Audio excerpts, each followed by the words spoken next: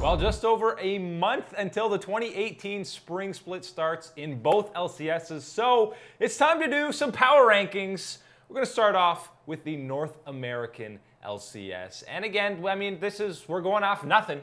These guys haven't played any games, so it's just a power rankings based on these rosters on paper heading into the spring split. That's it. I mean, we can't go on past results. I mean, sure, you can take individual results and who's played with who and that kind of thing, but it's pretty much looking at the rosters and trying to figure out what team's going to mesh and what team's not.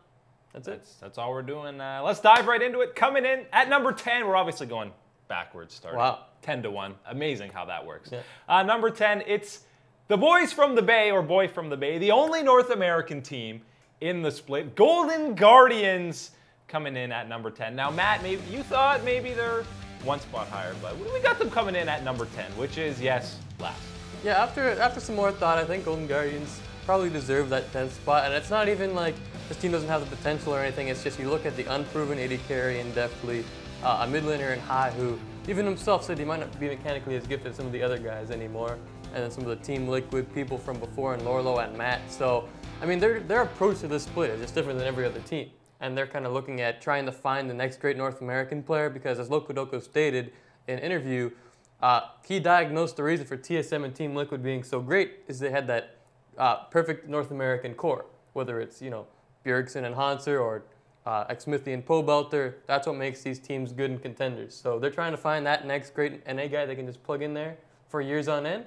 And I don't know if they'll find him, but Contractz might be that guy, but is there enough around him still? I don't know. Yeah, Contractz is the standout piece on this roster, but I mean, he's going to have to do a lot of work if Golden Guardians is going to get a lot of wins on this split. I know people are talking high shot calling, you know, that's going to win them some games. Is it?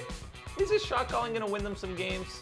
I'm not so sure. I mean, even if you have pretty solid macro play some of these times, at least especially in these one-off games, these best of ones, you can just get destroyed in lane and game's over. Sweet. It doesn't matter if you get a favorable trade every now and then, or maybe even if you're getting advantages in these team fights when you're behind, I don't know how much it's going to matter. So I'm not fully convinced on this Golden Guardians roster. I do like that it's all NA, but you could have got some imports.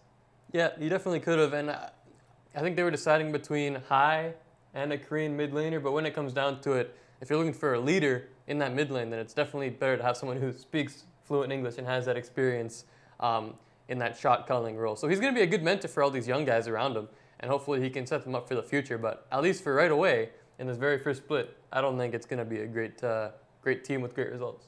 But yeah, High is a guy to have a great leadership to start off with a team. But for right now, we got Golden Guardians coming in at number 10 on the Power Rankings list. Make sure to like, comment, and subscribe for more esports content.